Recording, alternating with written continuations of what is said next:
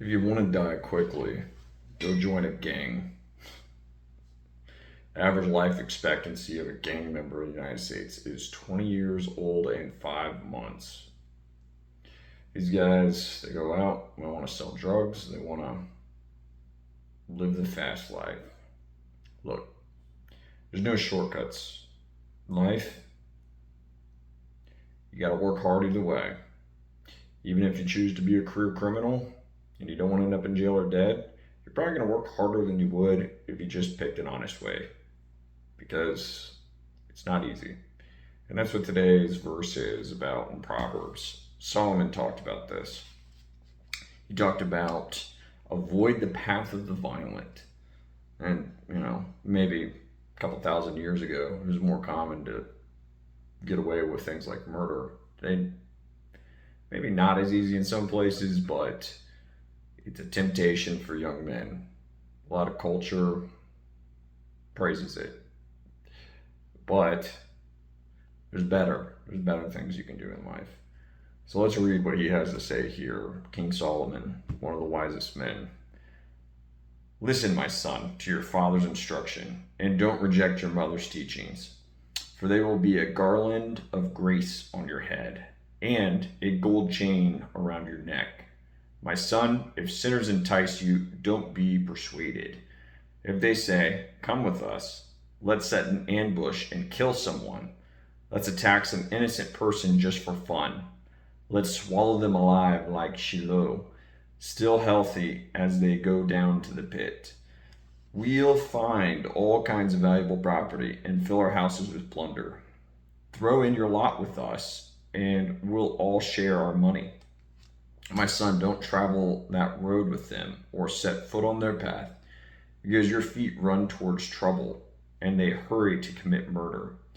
It's foolish to spread a net where any bird can see it, but they set an ambush to kill themselves. They attack their own lives. Such are the paths of all who make profit dishonestly. It takes the lives of those who receive it. This is Solomon's second topic that he introduces in the book of Proverbs. And you might wonder, why is this the next item on his agenda, right? At the beginning of the chapter, he says this book largely is addressed towards younger men.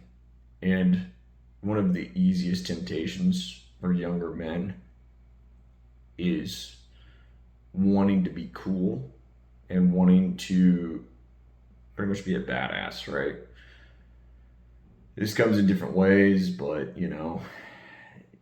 this is one of those things where when you're young, your testosterone levels are very high, and you're probably not getting laid that much when you're young for a lot of dudes, and you're wanting to prove yourself, right? And you want it now. You're impatient. So you're willing to do whatever it is that it takes, maybe even especially if you're in a harder place in life. Look, man, it's not going to end well. You're going to end up getting yourself in more trouble than if you just did nothing. And you may think, well, I am smart. I can get away with it.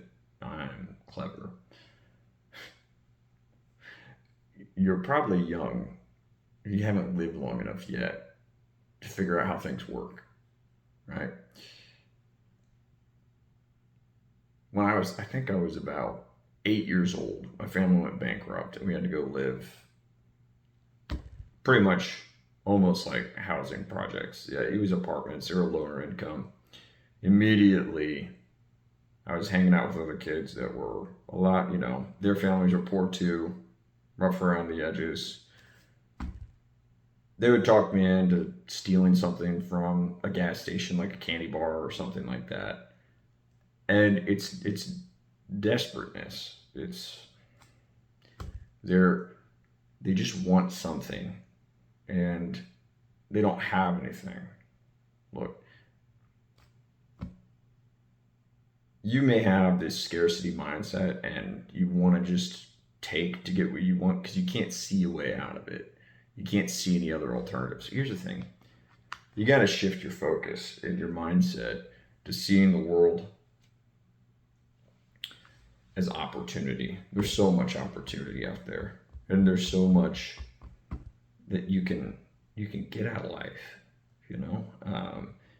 If you're not sure what more there could be or how you can do those stuff, as a young person, you should go and find someone who is wealthy and ask them. Trust me, if you're in a poverty class, or if you're having a hard time in life, your family's not well off or something like that, and you go, let's say, go to a church or go to a different neighborhood where there's very rich people, befriend the kids, and ask the men, the older men, can you teach me how to be successful in life? Or someone in a church who looks successful, ask them that. I'd really like to, make something out of my life. Believe me, there will be people who will try to help you, and if they can't, they will probably direct you to someone that could. You'll be amazed. The people will want to see you successful, especially if you're in those lower class positions. I would help somebody who is in that situation if they came up to me. I would definitely, because I know how bad they could end up, and I've seen it. It is not a path you want to go down. So for the people who maybe are older and not struggling with this type of stuff, this isn't even on your horizon. We need to, like, this idea of taking shortcuts like this and gang activity and all this stuff. What can we learn from this? Maybe we've moved way beyond this.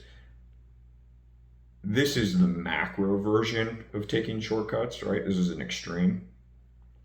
But look, we have ourselves temptations to do, cutting shortcuts as people who are more successful in a lot of things. Maybe, don't say it too loud, but maybe cutting on taxes or something. Or you want to try and get out of paying out a contract, something like that, right? Not keeping your oaths. Honesty is the foundation of your inner image. If you allow yourself to slip and take dishonest routes, you're really making your internal image weak. You really are. When you make this internal image weak, you'll think less of yourself subconsciously. And when you think less of yourself subconsciously, you're going to perform less. You're not going to live out to your fuller potential. And also, you're robbing yourself of the opportunity of self-improvement. You really are. If you lie and take shortcuts, right, you have in front of you a challenge, a lesson, a learnable moment. And this learnable moment or lesson is here to improve you, right? If you can figure out how to handle every single situation that comes across your way in an honest way, meaning a way where you don't have to lie or you don't have to deceive yourself, but make open commitments that are public, right? And still be able to figure out how to succeed with that.